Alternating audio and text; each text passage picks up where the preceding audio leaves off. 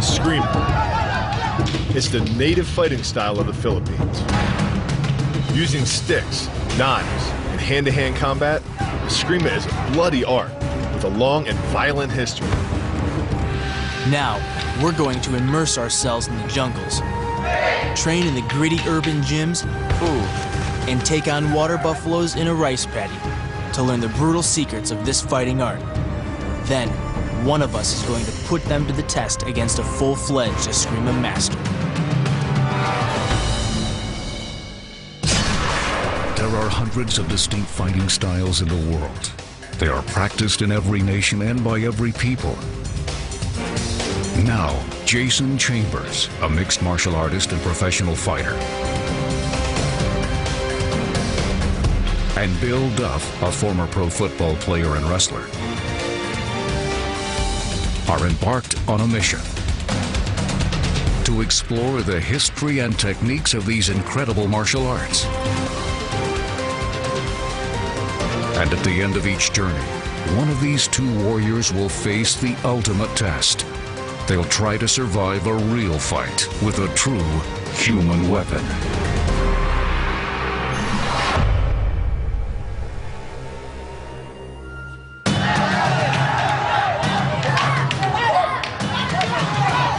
This is the indigenous fighting style of the Philippines, Eskrima.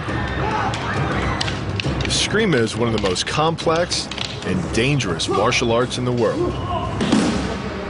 And its homeland is the island nation of the Philippines. Stretching from Indonesia in the south to Taiwan in the north, the more than 7,000 islands of the Philippines practice many different forms and styles of Eskrima. But Eskrima's heart is here in Cebu City.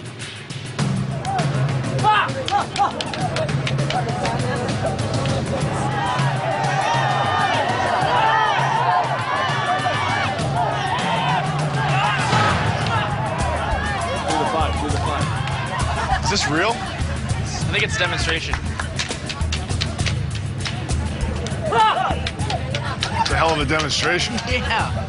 This could become real very quickly. Yeah.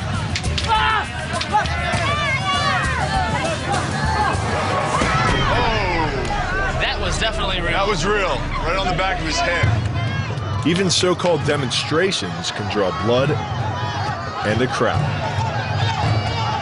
Like this one in the Carbone Market District of Cebu City. All these guys have cuts, bruises, banged up. I mean, this can't be fun getting thrown on cement when it's muddy and hot, and it's blistering and sweaty and smelly in this place. When they throw down, they want the crowd's reaction, they want blood. Watching from the sidelines was Gerald Cañete, the youngest in a long line of Eskrima masters of the Doce Paris system. Gerald's on hand to make sure this demonstration doesn't escalate into a real bloodbath. Hey, it's bleeding all over the place, man. Hey, are these your guys? Yeah, these are my guys. He had a challenge for us.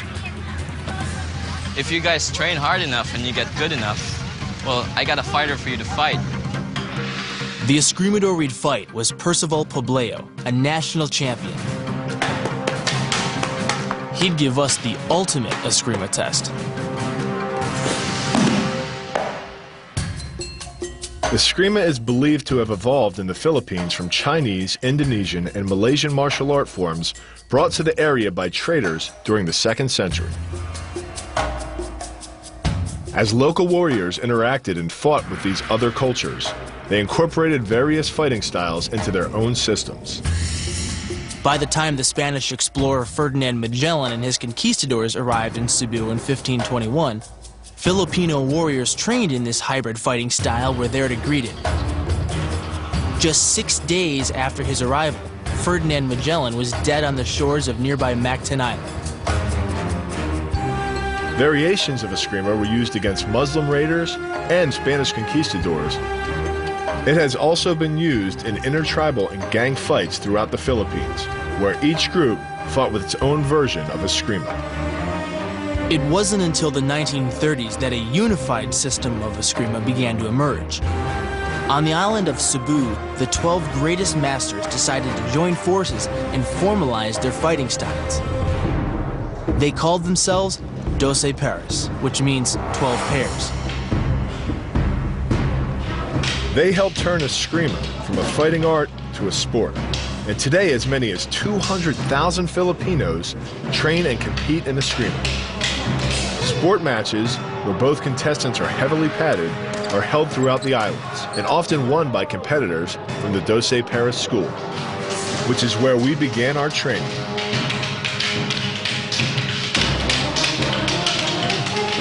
It's really, really cool to think that these guys are training with sticks and daggers and knives, and I mean, this is probably as primeval as it gets.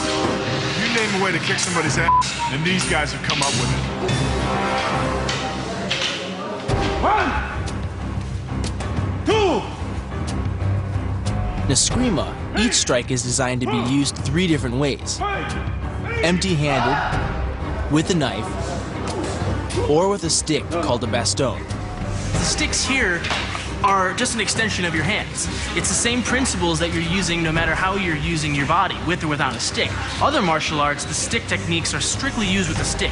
So you're really training for an hour, but you drop a stick and you don't have that technique. With eskrima, you still have the same angles and the same attacks. The only difference is now you have a stick in your hands, so I can hit you from a lot farther. Our training sticks are made from a light, fibrous wood called rattan. For centuries, rattan staves, or canes, have been used as a form of punishment in Southeast Asia. I've had some eskrima training. It combines striking and grappling. But what makes it so tough is the stick work. That last hit, is that going for the foot? No. This is only hit by your skull. Continue to Follow through. So they're slapping the mat because they're following through their hit, like a baseball player. Instead of hitting a ball, they're hitting a skull. It's pretty wicked. Get it? I think so. You think you got it. That's I think It looks easy at home. Believe me, it's not. It's like learning a cheerleading routine with weapons. What high school did you go to?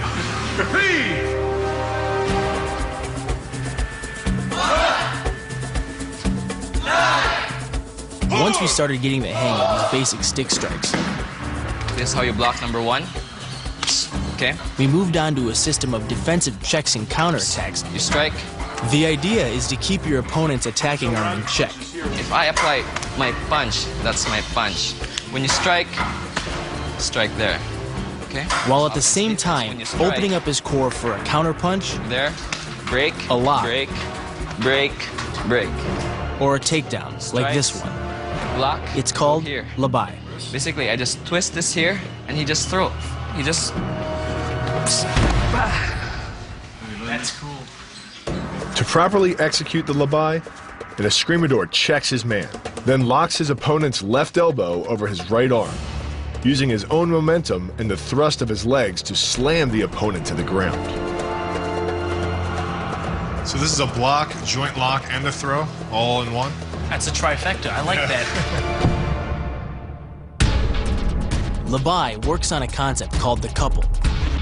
Basically, it's 2 levers linked at a single fulcrum, the elbow lock. And it doubles the foot-pounds of torque you can generate when compared to a single-arm lock. There's more than enough force to flip an opponent to the mat or dislocate his elbow. Phil, which hand do I use to block it first, left or the right? Left. Okay. So you go for the left. Yeah. Just check it. And then here? Yeah. Turn him. Good. There. That's it. Who's dumping down? It's a little effort on my part. It's like turning a bus with Bill. For a guy my size, a move like labai definitely has its advantages. Good. There you go. Feels good. It's a real leverage move, which, with my history of wrestling, could work for me. Here. Can you feel that? Boom. Boom. Boom.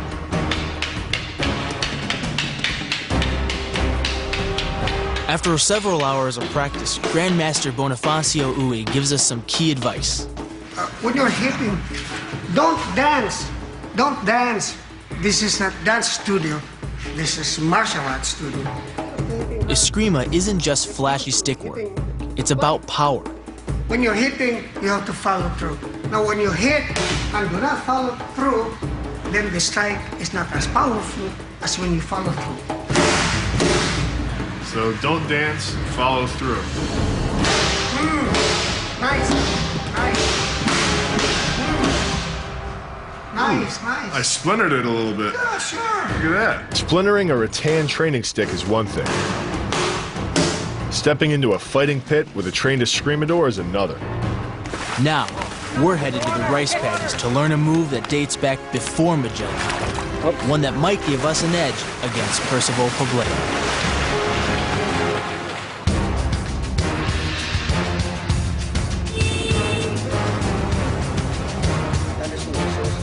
The Spanish fleets that followed Magellan brought with them Catholicism. But the Philippines have always been a melting pot of Asian religions too. Which is why one of the main monuments of Cebu City is this Taoist temple. Built to commemorate the teachings of legendary Chinese philosopher Lao Tzu.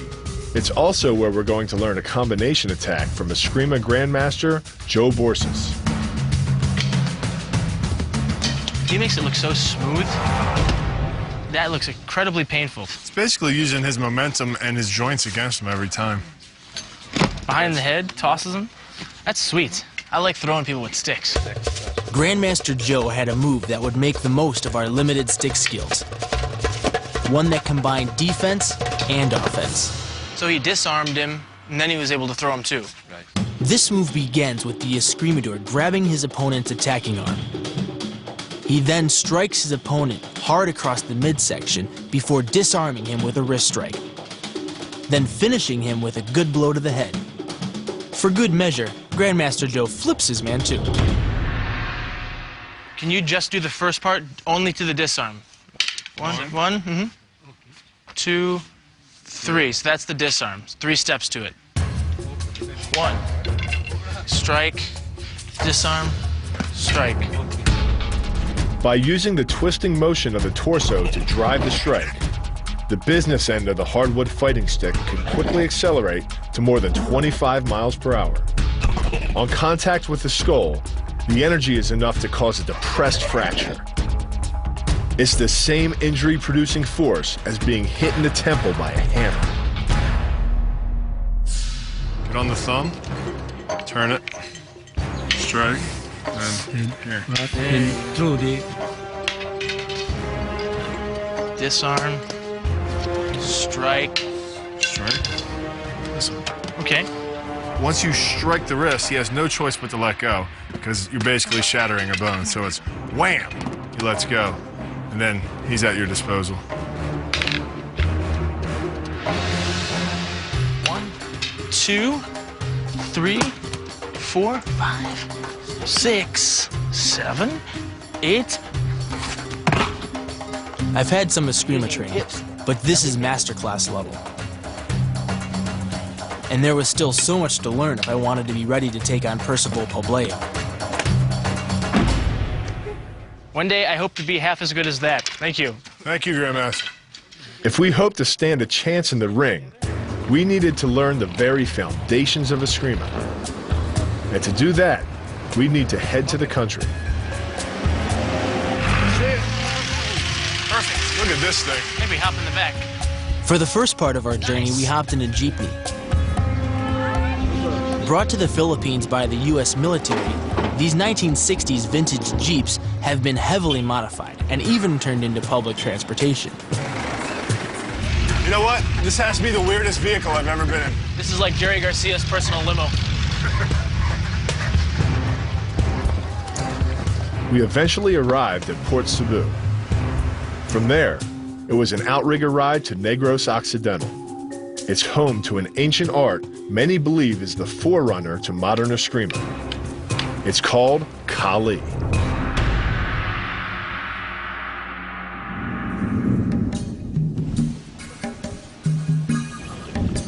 At a farm near the base of the Manalaga Mountains, we met up with Leo Gahe. Hi, I'm Bill, Grand Tuhan. Known to his students as Grand Tuhan, Leo is the world's leading practitioner of Kali. Because this ancient form of Eskrima was practiced in open fields, he led us into some nearby rice paddies. There, we warmed up with an ancient form of spear throwing.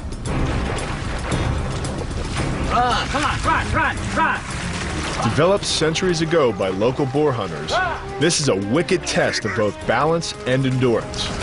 Go back, come on, go back. Woo! Hang on, head start, that's a head start. Keep running, Bill. Run,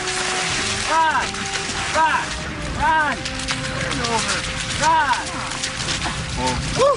Every time you put your leg in the mud, pull it back out, you feel that weight. It's kind of like pulling a sled out on the football field. Resistance training. It's really hard work, but it's a lot of fun too. Next, Grand Tuhan had us work on our upper bodies by striking at the water. Go. Hit up. Hit it hard. First with our bamboo spears. Hard. Hit it hard. Come on. Come on. Hit it hard. Go. Hit hard. Then with bastons. Hit the water. Hit.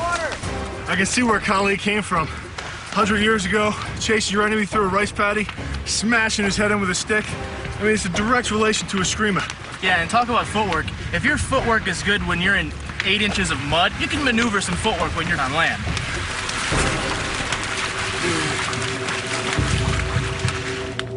And these same Kali techniques we were practicing could have helped create modern eskrima. Shortly after Magellan's death in 1521, Spanish conquistadors returned with more men and better weapons and defeated the local warriors. The Spanish installed Catholicism as a state religion and outlawed all indigenous martial arts. Forced to go underground, local warriors incorporated their training methods into a variety of ceremonial rituals. They convinced the Spaniards these rituals were tribal dances, which they called Kali. In reality, these so-called dances were tightly choreographed sparring sessions designed to replicate real fight scenarios.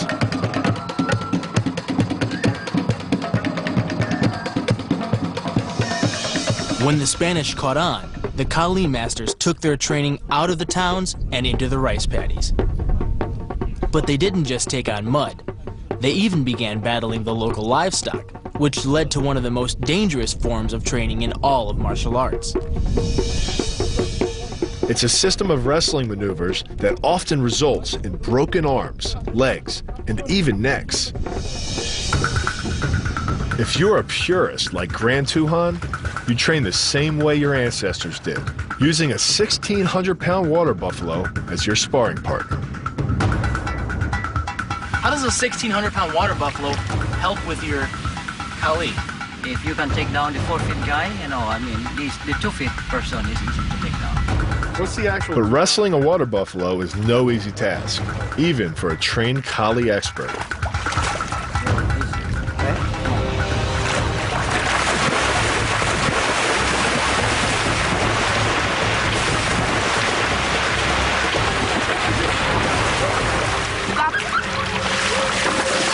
That didn't work. Water buffalo 1, Filipino guy 0. While the techniques aren't enough to take down this water buffalo, they're more than enough to take down a What was man. that move where you were holding his head down? Especially if you're going to use a simple but deadly move called Baliag Pamali. It's best used when an opponent has lost his baston and is looking to turn a stick or knife fight into a wrestling match, which in an art as diverse as eskrima could easily happen. So anybody grapples you, you're safe, because the moment he gives his hand here, you are in complete control. See, you can break that. See? So you're blocking his right hand? Smash his head. Yeah, he's tapping. The escrimador wraps his own forearm between the attacker's neck and upper arm, then uses the weight of his body and gravity to force his opponent to the ground. Baliag Pamali relies on something called a flexion moment imparted to the neck to do damage. An average man's neck can withstand about a 140 foot-pound flexion moment. Beyond that, soft tissue and even vertebrae can be crushed. By bringing your weight down fast, this move could easily deliver twice that amount of force. And it wouldn't just end a fight. It could leave your opponent paralyzed or dead. When you come in, I bring you down. For the next several hours, we practiced the move. So any movements that he has there, see this? This goes right away. And you can bet it's a lot more fun to be on the giving end of that move than the receiving end. Right? This is good. Give him a pain. Make him pain? Give him pain. Give him that some more. Relax, relax. I'll show you to you. Okay, he's gonna. I'll show you to you. Pull them in and go over the head Yeah. and underneath here. Right, and you drop your knee. Drop your knee. Can you feel it? Okay. Yeah, he can feel it. So you basically using a crank after the guy tries to grab you. It's like a reverse half Nelson. You got your elbow on the back of his neck. Once you apply pressure and put your knee down, you can basically break the guy's neck. But our next move wouldn't be based in history. It would come very much from the present. A group of Special Forces soldiers on the front lines of the war against terrorism. Our next stop was Fort San Pedro, the oldest Spanish settlement in the Philippines. The Spanish ruled the Philippines for almost 450 years until they were defeated by American forces and local rebels schooled in the martial art called eskrima.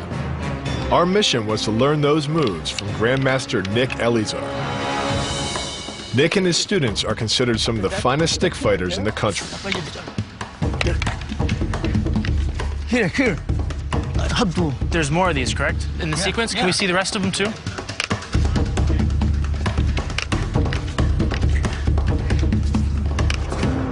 That happened so fast I didn't even see what happened. Do it, just slow it down. Slow. We concentrated on just one of Nick's moves. It's called Pangilog, or the third strike. I like that. That's good. You can. From here, you can do that, and you pull his, you see? Oh, you get the stick out of his hand. Yeah. In the Pangilog, the escrimador blocks his opponent's thrust, Stick is like this. and then thrusts his own stick up and over his opponent's. He then wraps his baston under his opponent's arm and drives him to the ground. Push pressure down here. There, he's vulnerable to any number of kill shots. Pull him back, grab, and break his arm. Break his arm. With the elbow locked, the opponent's forearm becomes a lever and his elbow a fulcrum. Any force applied to his wrist is more than doubled by the mechanical advantage of leverage. By jerking hard on the arm, you can easily hyperextend the elbow. The same kind of injury that you'd sustain falling hard onto your outstretched arm. Again, depends. Thrust, no, steady. Steady. Steady. Yeah, steady again. Forward. Yeah, thrust. Wait. Wait. Hit myself in the head. Beware of your... Yeah. Step back. Thrust. Then turn. Then put it there and pull me there. Yeah. You know, it's taken a while, but finally I'm starting to feel a little comfortable with these sticks in my hand. It's really unnatural, but when you get used to it and you start moving the sticks and slide them around, learning moves like this, it starts to become second nature. After disarming, you can finish your opponent. Ping. After grab, pass. So if he can defend, use your left hand to grab and another pick and strike. Oh, so he can come with a couple different angles. Let me try that. Bang. See? I like this move. It's quick, it's clean, and it's simple. It leaves you with a lot of options. It's an intense defense. But we were still far from ready for our fight. So we headed to Manila to learn a move from some real modern-day warriors who are using eskrima in the fight against terrorists. Home to more than 11 million people, Manila is the capital of the Philippines and one of the fastest-growing cities on Earth. Manila is also home to Fort Bonifacio, headquarters of the Philippine Marine Special Forces Unit and its innovative leader, Marine Corps Chief of Staff Colonel Natalio Acama. Like many soldiers, about 80% of Filipinos today are Catholic. But the islands close to Indonesia and Malaysia have a significant Muslim population.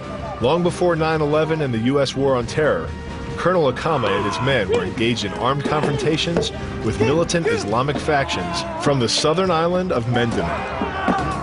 In 1994, these factions joined forces with another terrorist group and authored a spate of attacks that led to the death of several Western tourists and several hundred Filipinos. What was the name of that terrorist group that you had the encounter with? Here in the Philippines, we call it Abu Sayyaf, and others call it Al-Qaeda. With Abu Sayyaf deeply entrenched in the jungles of Mindanao, traditional methods of engagement wouldn't work. So in 1995, Colonel Akama turned to a lethal form of eskrima known as Pukiti tercia. In Pukiti tercia, knife work is key. The knife of choice for Colonel Akama and his men is a broad, double-edged machete known as a bolo. With its deep curve and weighted tip, the bolo is useful for hacking through the jungle and has been used in the Philippines for hundreds of years. During World War II, Filipino guerrillas who failed their marksmanship test were given bolos instead of rifles. There are times that you don't have time to pick up your rifle, you don't have the time to pick up your pistol, and it's too close, you can use your knife. And you must know how to use the knife. With that simple tenet in mind, the Colonel's men show us what Pukiti tercia is all about.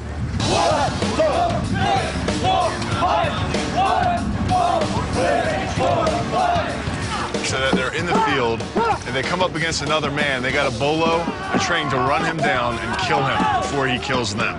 It's intense. And one of Pukiti tercia's most dangerous moves, whether it's practiced with a knife, a stick, or hand-to-hand, is palamut. As the attacker moves in with his weapon hand, the escrimador blocks the attack, then sidesteps to the left, and takes control of his opponent's arm at the elbow. He then throws 2 quick strikes to the arm and head. Just like that, it's lights out. By getting close, the opponent's neck is exposed. But because of the close range, the hand doesn't generate a huge amount of force. It's enough to stun, but probably not enough to cause severe injury. But replace the hand with a weapon, a stick or a knife, as you would in combat, and this could become a kill shot. So the grip is inside on the soft piece of the tissue, and you want to grab as hard as you can. This is all about getting the guy in the most vulnerable position as possible. So it's footwork, vulnerable position, break, and then strike. Bring that Spartan down. Of course, these soldiers have a lot of other moves at their disposal too. And they kindly offer to demonstrate them on me. Put him down. Hold it up, elbow. My hands is choking. Yeah, it's choking. Yes. Are you okay? For sure. Yeah, I'm good. When I was on the ground there and he had his hand across my Adam's apple and was cutting off my carotid arteries, I felt like I was about to go out, so I'm glad he got off as quick as he did. Damn, that hurt. But we had more pain ahead. To prepare for our final fight, we plunge into the jungle camp of a Grand Master and learn centuries-old techniques that would take us to the very heart of eskrima. We're headed to a remote area near the town of Bujan. This once isolated town has a rich eskrima history. Bujan was a hub of the resistance to the Japanese in World War II. Today, it's home to one of the greatest escrimadors on the planet. He's Joni Cañete, and he's the Supreme Grand Master of the legendary 12 Paris School where we began our training. He's going to give us the final training we need to stand against Percival Pobleo in our upcoming eskrima fight. Welcome, gentlemen. Welcome to our mountain quarters. Thank you, Jody. It's a beautiful place here. Yeah, beautiful place. Peace and quiet. Quicker, faster training here. But you should be very careful.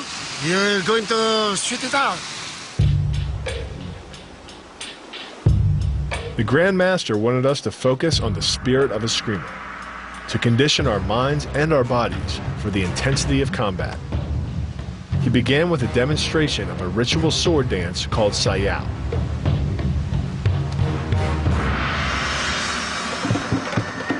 For many centuries, Sayao was performed at night, with escrimadors covered in a brilliant red mud pack. They would twirl their swords in a circular motion, symbolic of the orbit of the planets around the sun. As drummers pounded out ancestral rhythms, the sayao would grow more and more intense. Sayao may have been a dance, but the master explained that the techniques have a practical application. Because with twirling movements, you can hit as many opponents as possible. Okay? Rather than when just slashing. So it's not just for show, you're actually doing that. So Yeah, it's not only for show. Some people think it's for show. It's not. I gotta be honest, it still looks pretty cool though. Well, I've been doing it for 60 years. Then it was our turn to practice. But we had an extra challenge.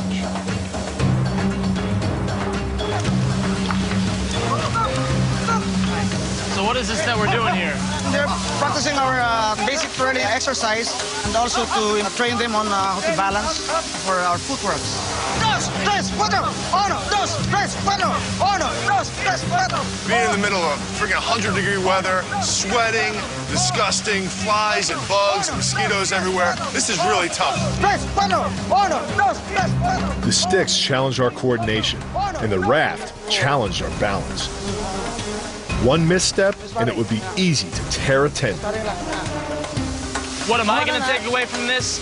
I am gonna be very conscious of where the heck that stick is and my feet are in this fight.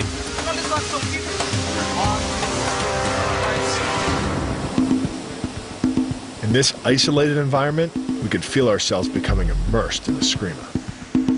And it was painful, because after working on our balance, the Grand Master pitted Jason and I against each other for the first time. Very good. But instead of our lightweight rattan sticks, the Grand Master had us use metal rods wrapped in a thin layer of foam padding. The metal gives the sticks the weight and stiffness of a real bestow. Oh my God! I heard that one whiz. That's a good snap. That's a good snap. I have an edge on Bill since I've had more background in stick fighting, God. but man can he swing those things. Oh my God. Put it low. Okay. Now, you like it? How you like it? It's great. Now you feel how to get it. There's a steel bar in here. It hurts like hell when you get hit, and you feel it every time. You strike, I block, Okay. I check out. You strike again, I strike. That's it. Okay, we're run now. Block, very good block.